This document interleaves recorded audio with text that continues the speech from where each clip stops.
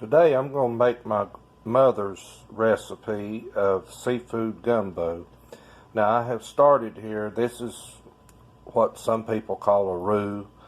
I don't know that it technically will, that would be the correct definition for this, because it doesn't really get as thick as a roux will get. But you cook this down till it turns dark brown. Basically, I classify it as the same thing to make a gravy.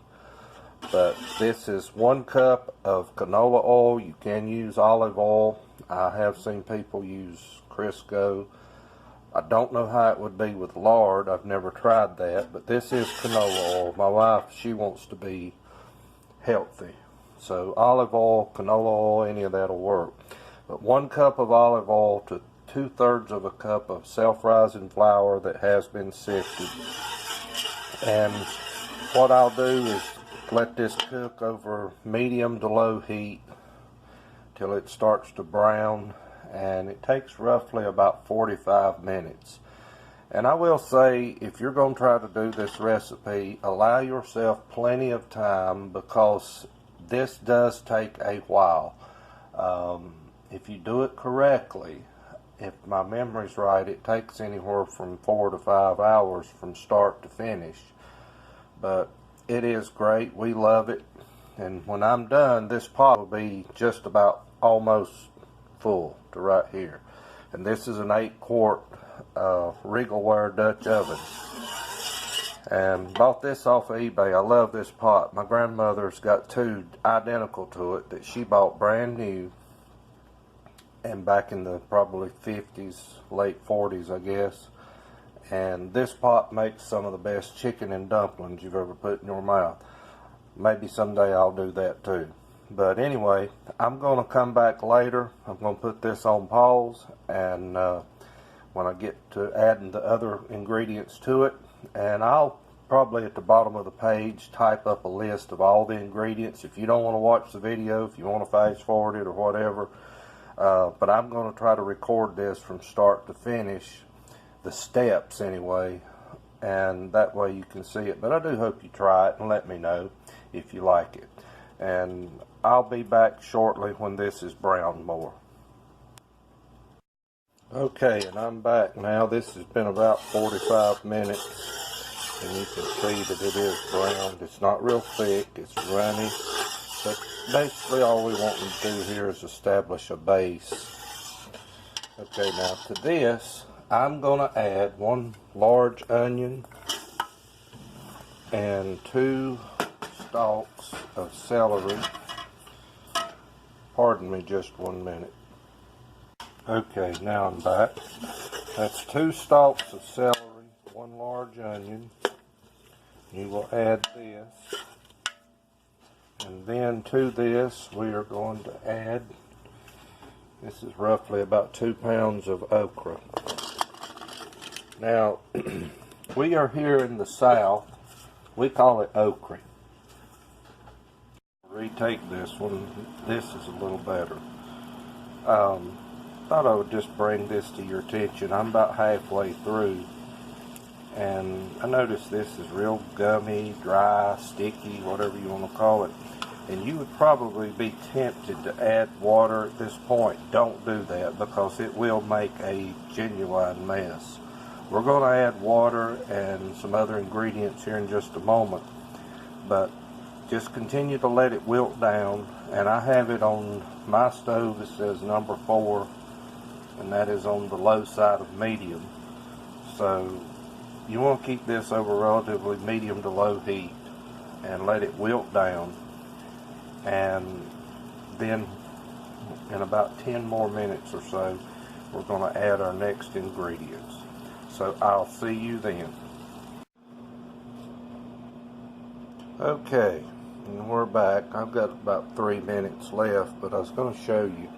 I have here 2 quarts of water that's been heating up, and it actually came to a little bit of a boil, but it doesn't matter. What I'm going to do, I'm just going to dip some out, and we're going to transfer that in here. You want to add water a little bit at a time. Then what you want to do, and I apologize trying to hold the camera and do all this, but you want to stir this really well. Get it off the bottom. You break everything down. But that is 2 quarts of hot water. You don't want to put cold water in here. You want it hot. That way it can go ahead and do its thing. Now you see how that is starting to thicken up like gravy. And if you add that water before the time, you will have a mess. Believe me. So add.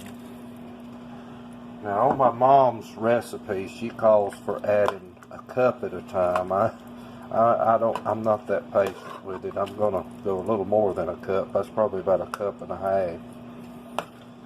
But we're gonna add that, and you want to stir it, break everything down. And this okra will continue to cook. If you see those little red things, that's tomatoes. We're going to add some more of those. I just had one here that came out of the garden. I thought, well, I'm going to go ahead and put it in there. I'll add a little more.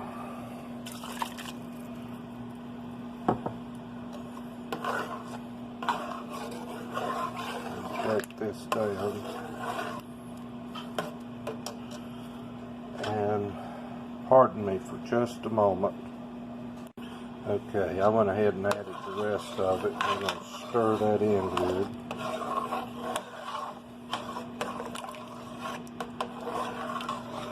And I'm going to pause again for just a second, and we're going to add some tomatoes to it. That is 2 quarts of tomatoes. I don't know if I've got exactly that amount. But we've added that. And these are some that came out of the garden as well. They've been frozen, so they're cold. So I've actually cooled my pot down. So what I'm going to do, I'm going to bump the heat back up to get it back up hot. And I'm going to check one more thing. Yeah, I didn't want to forget this. We've got a tablespoon, 1 tablespoon of salt. You can use kosher salt, or that's just plain old table salt. And then this is 1 tablespoon of hot sauce. This is Texas Pete. It's real popular here in North Carolina. I think it's made here, it used to be.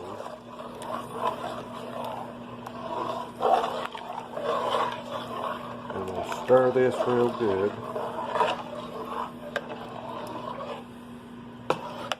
And now what we want to do is put the lid on it, and we want to let it simmer for 1 hour.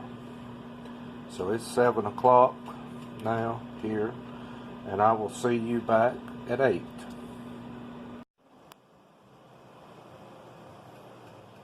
Okay, we're back. It's been about an hour. This has been simmering. I've been keeping it stirred back and forth. One thing I will say, when you get your tomatoes in and you get your water in, when you add that, at that point you're ready to let it simmer for an hour. At that point you can put the lid on it, but prior to that you do not want to put a lid on this. And you can see it is simmering nicely.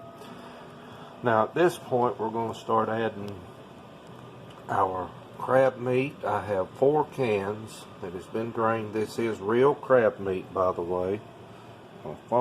My camera's fogging up on me. So we're going to add that to it. Let me put this away real quick. Stir that in. This is real crab meat, 4 cans of it.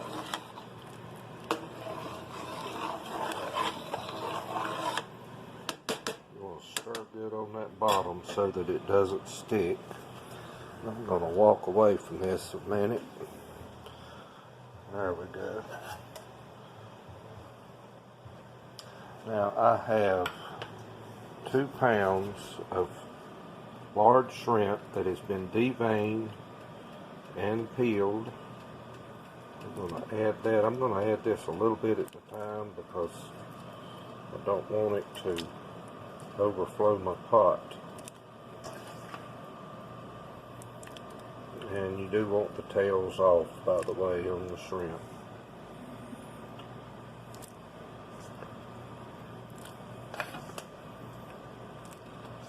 We will stir this good.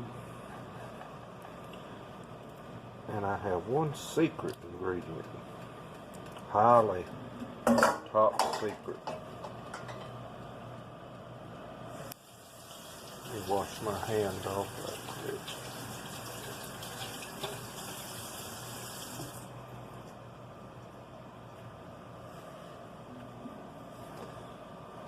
Now this is a highly kept secret that I'm going to put in here. I hear this everywhere I go. This is sarcasm. This is what it is. Sprinkle you a little bit. Anytime you add a spice to a stew like this, always add it toward the end of the stew, not the beginning. If it's going to boil a long time like this will, because what you do, as it boils, it will weaken that spice and you won't have the robust flavor of the spice. I put probably a teaspoon maybe at the most in there. I didn't put a lot. I don't want it overbearing. But at this point, you can put the lid back on. And you want this to simmer about another 15 minutes or until your shrimp's done, that it's turned pink. And you can serve this over rice. You can serve it alone in a bowl by itself like soup. I personally love saltine crackers, just like if I was going to eat soup. On a good cold, cool fall day or winter day, this is delicious. I mean, it hits the spot. This is a good comfort food. So I hope you enjoy this, and just please leave me a comment below if you've tried it or if you have any questions. I'll be happy to answer them. And I hope you have a blessed day. This will be our Sunday lunch for tomorrow. So you have a great day, and thank you for watching.